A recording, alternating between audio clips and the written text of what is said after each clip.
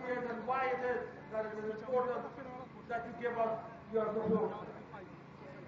5 years ago, a dream came into my head that the time has come for this country to have an alternative.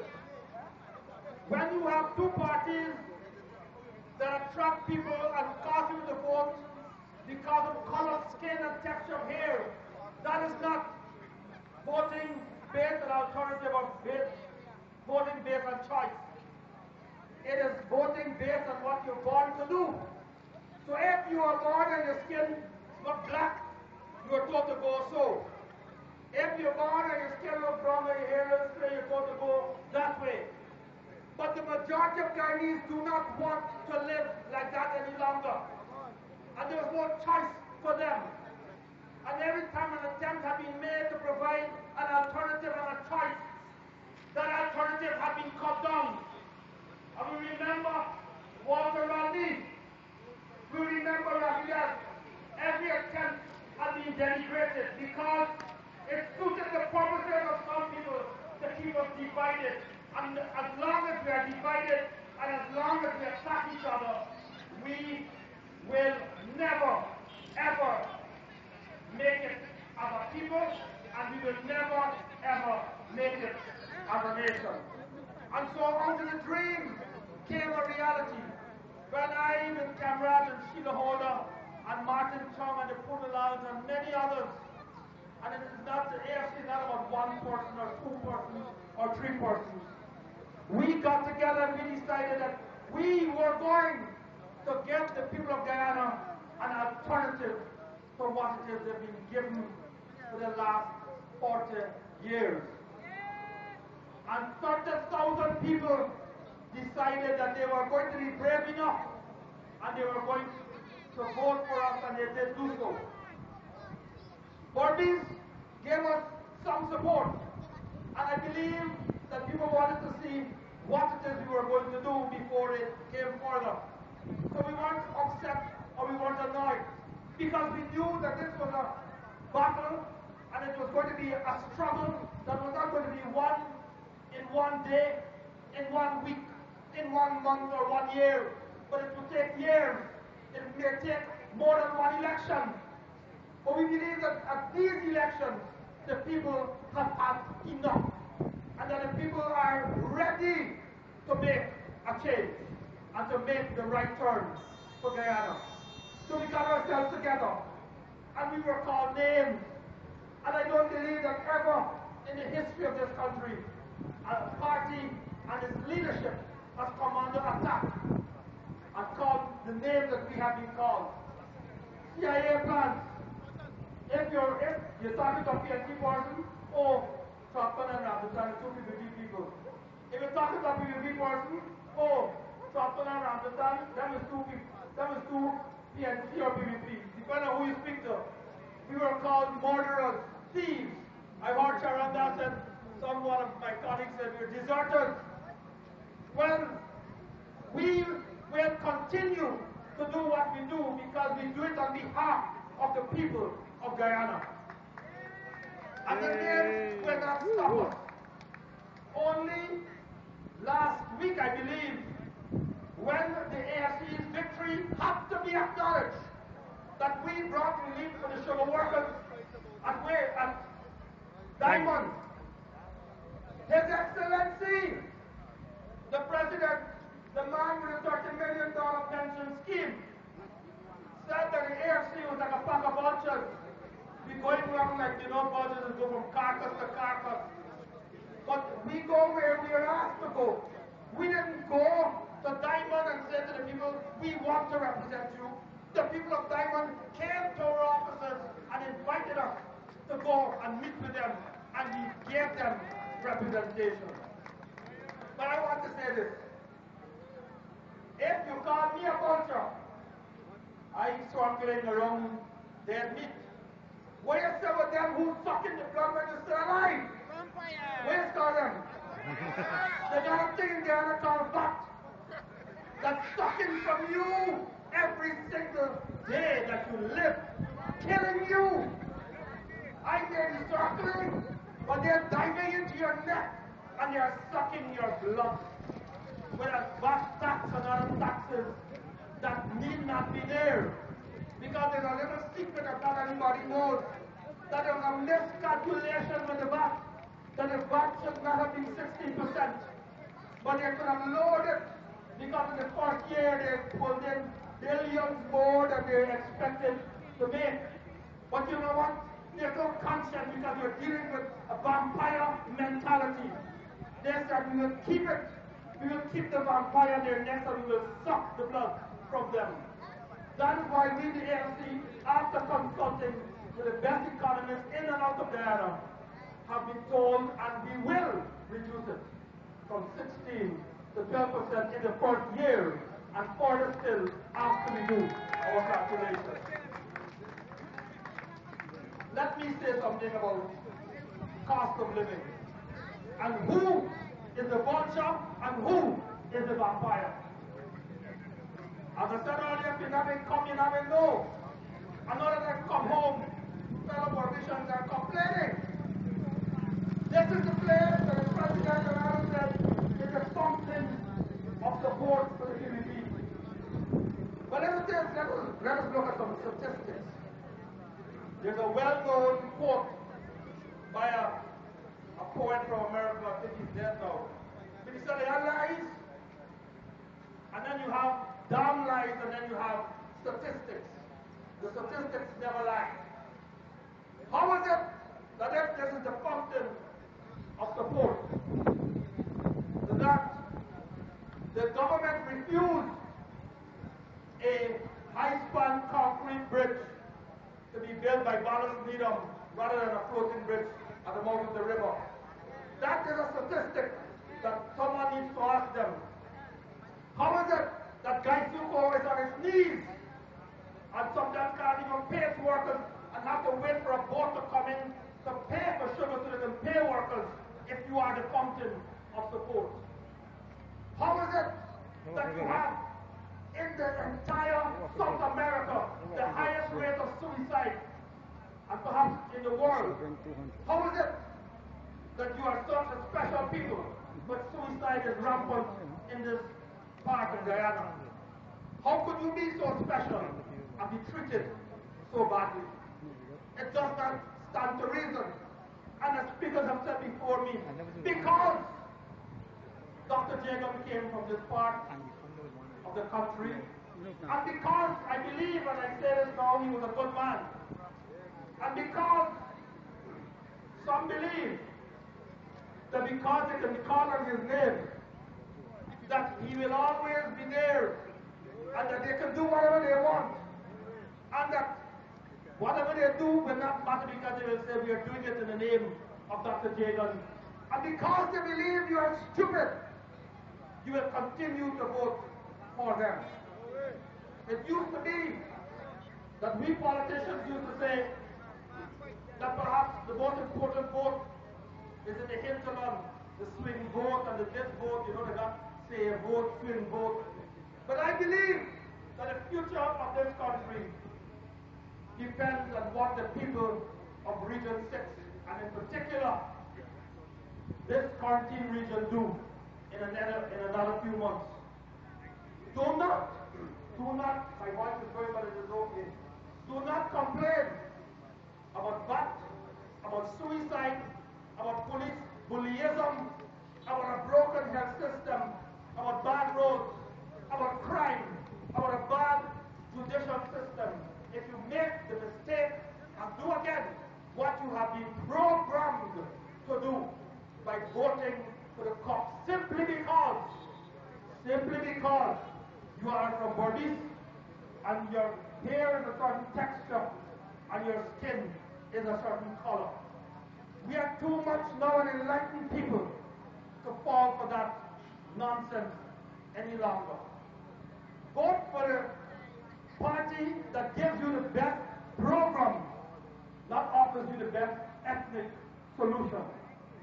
Comrade Ramzatan, in my view, and in the view of thousands upon thousands, is the best candidate for this time. And as Charan Das says, if it is that he does not perform at this time, join in removing him and putting who we think is the best person for the next time. That is the philosophy of the Alliance for Change. And so when you list the candidates one after the other, what do they stand for? On the one hand, we have a man who the president says has blood on his hands.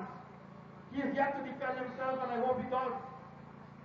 But on the other hand, you have a man who says that he has a degree in economics and held a high position on the board of Gaisuco. Well, if his economics degree and his directorship at Gaisuco produce what we have now, heaven help us when he gets into office. Then you have a man who is an astute lawyer, a fighter against corruption, a fighter against injustice, who stands up for the downtrodden and for those who are suffering. A man who's young, a man who has values, a man who is not power drunk or power hungry, but a man who listens and works as a member of a team.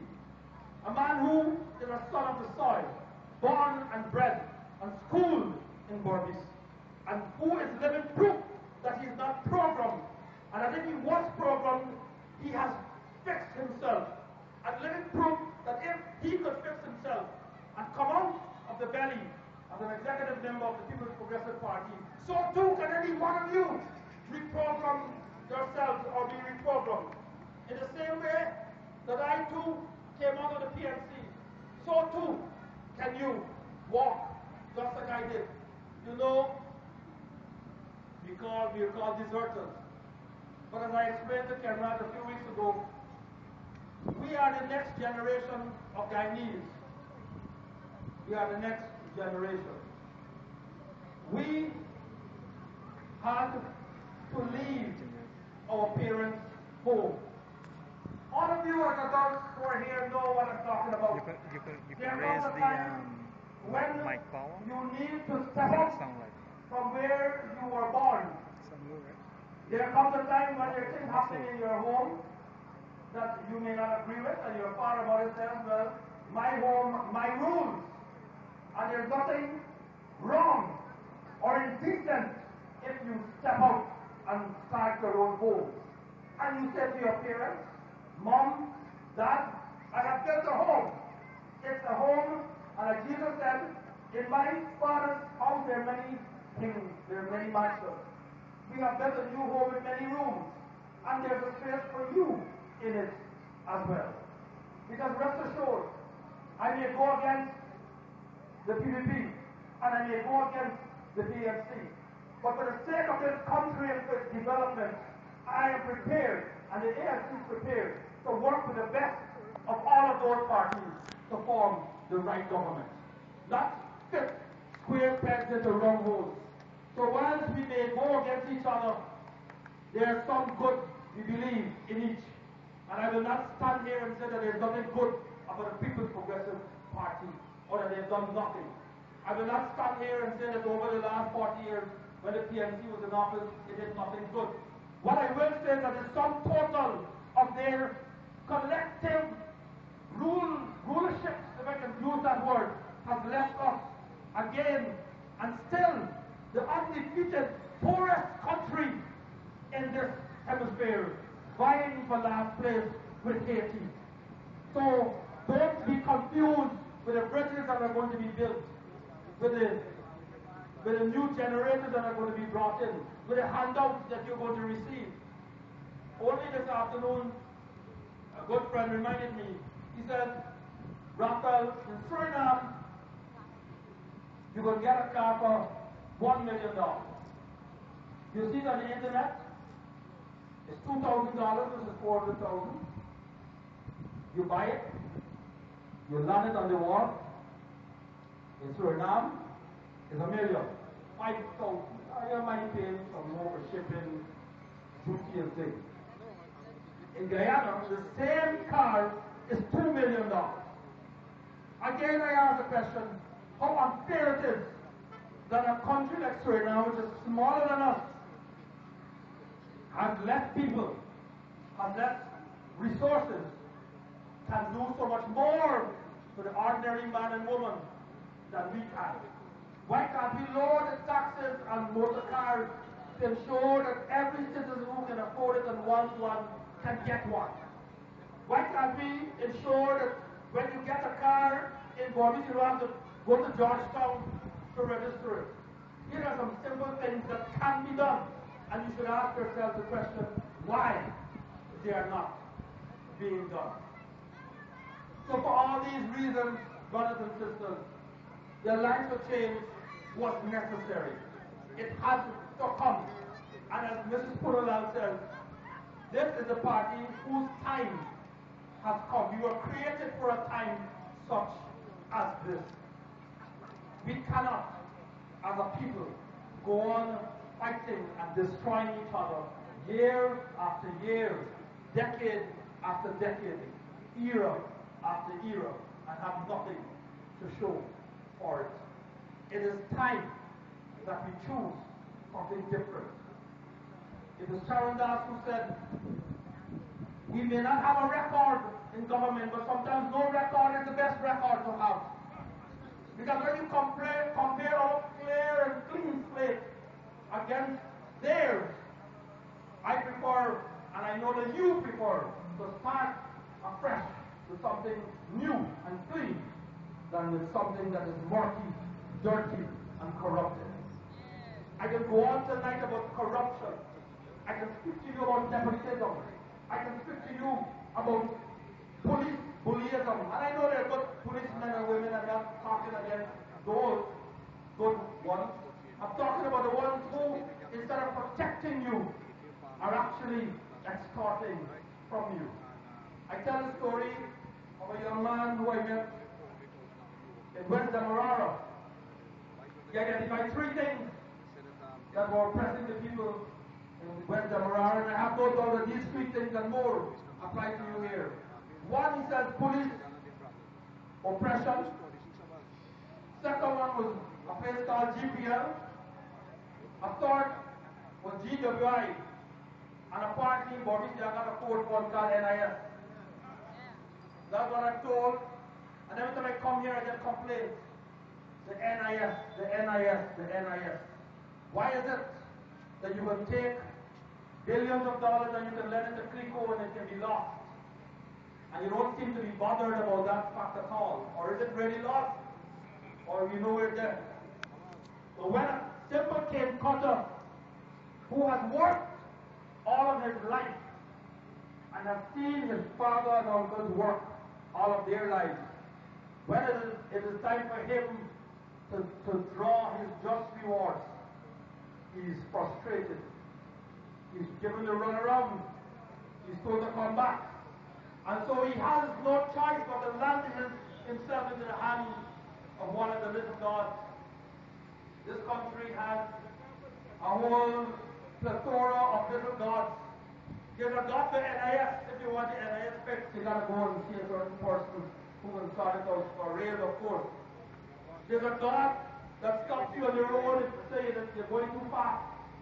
You're going within the speed limit, but they say you're going too fast, and they got a little gun that they say pick you up a 100 when you know you're going 40. So you got to take care of that little god. There's a god for housing, a god for water, a god to get relief if you've got a child that needs to go to a certain school. There's a god if you want social relief. For every little thing in this country, there's a little god. But I know there's one God, and my one God is in heaven. And I will bow to no little God that is corrupt, that is a vampire that sucks and takes and keeps the people in oppression. So brothers and sisters, the time has come to do what is right. I can say to you to do what is smart, but I'll be speaking to the converted. We politicians are smart people, we know that already. We have traded our dignity for nothing. We have been told that if we go one way or the other, we will be taken care of. It has given us nothing at the end of the day. After 45 years of independence, because we celebrated 45 years only a few days ago, what do we have to show for it? That is a simple question I put to you. You may have have a road and a bank. But two-thirds of this country now live and work in a developed country abroad. And now that there's 9/11, the remittances are starting to dry up. Don't you want to be able to stand on your own feet and send money instead of it having to be sent to you for a change? We are a rich country. We have the resources. As children, we are told, oh, what potential we have. Isn't it time that you enjoy that potential, reap some of it, and spend some of it? It is your right, and you don't have to bow for God to enjoy it. It is your right, because by dint of the fact that you are born here, this is your country.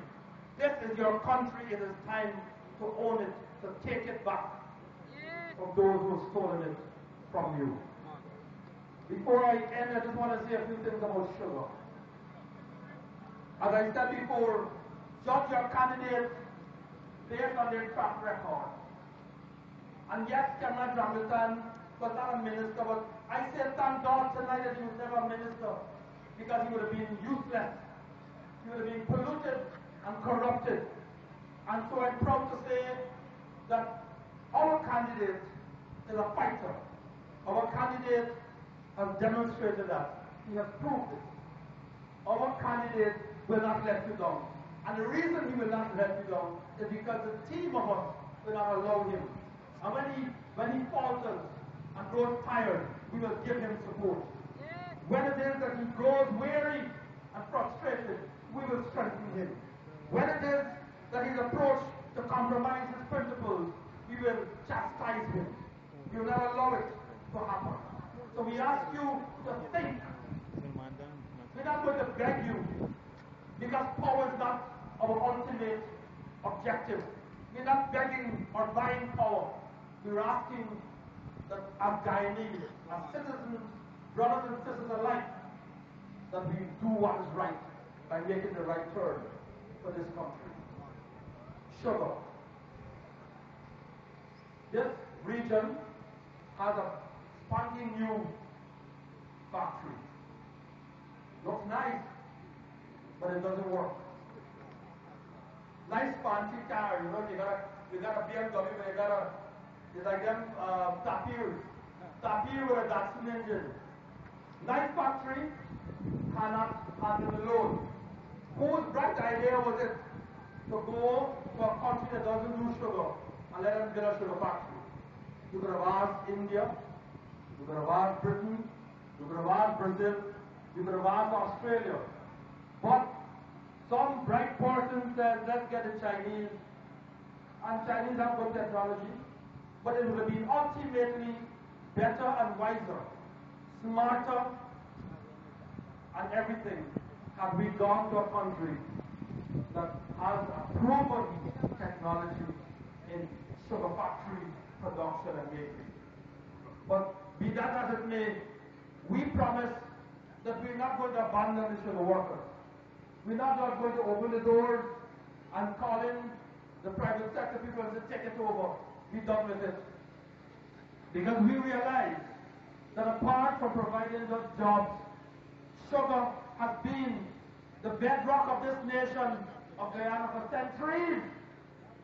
Not weeks, not years, but centuries. For hundreds of years, sugar has held this country together. It is part of who we are. We just can't lose it by saying privatization. Nice word, but what does it mean? What we know as well is we just can't allow ourselves to continue in the same way with the raphaels of this world sitting on the board of directors and everything going down deep, and you're smiling and you're giggling and you're pretending as if you're a good administrator. But oh, what a shame. In any other country in the world, he would have resigned or been asked to resign. And he would not have put himself up to being a presidential candidate knowing the destruction that he was a part of. So something that is so important and some place that is called a fountain of support. So we in the Alliance for Change propose to keep sugar going.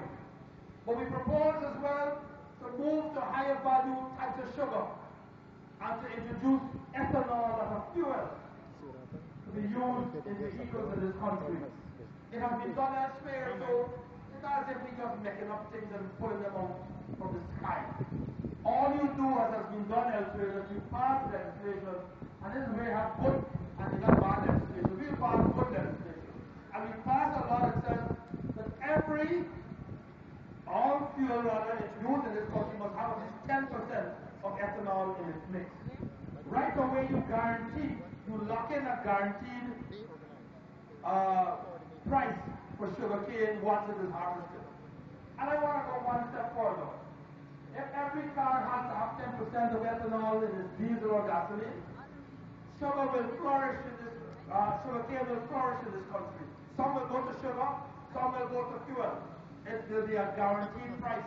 You don't need to wait and some white man in Europe to tell you what your price will be. You will set your price. And the more cars you get, the more money that you will make.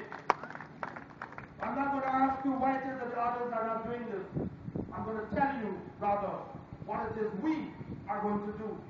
And the other one I want to share with you, when people talk about privatization, it is my belief and the belief of the ALC that nothing must be done with this industry that does not include the workers who have, in my view, slaved over this industry for centuries. And even though some draw wages today, it is still back-breaking work. It is still back-breaking work. It is time that we move from just cutting and loading and move to something of a higher level. And so we propose to consider in consultation with the workers a program of selling the land at very low rate, $1 an acre. Let the workers buy the sugar land and sell the cane back to the factory. That's it. Release that from That's it. Go. It is time, my brothers and sisters. It is time to free the people from the land and let them own the land. It is time to stop this form of bondage. So, brothers and sisters, I can go on and on. My voice is probably going to go, but I want to tell you that you're going to hear all kinds of things. Trotman is a thief. He got a PPP. He gone back to the PNC. Raphael is a PPP spy. He's a murderer. He's a beating wife. He's running cocaine and fish. Everything you hear, you are wise enough to shift and sift and decide for yourselves. You are Barbicians after all. You have produced the best minds in this country. It is time to show them what your minds can do. And not allow people to think for you and to fill your head with filth and mud and muck any longer. It is time for change. I love you. I love my country.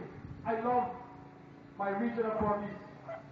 And I want to say to you, good night and may God bless you all. Thank you very much.